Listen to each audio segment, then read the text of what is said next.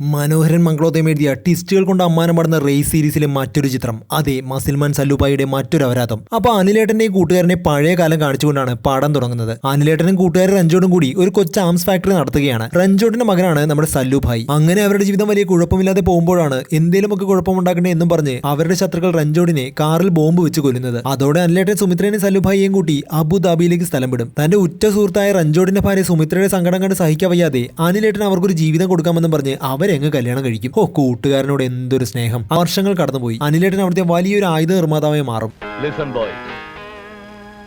ഇതൊക്കെ വളരെ മാരകമായ ആയുധങ്ങളാണ്. ബഫേഴ്സിന്റെ അൾട്രാ മോഡേൺ മെഷീൻ ഗണ്ണ് മുതൽ നമ്മുടെ നാടൻ മലപ്പുറം കത്തി വരെ ഇതിലുണ്ട്.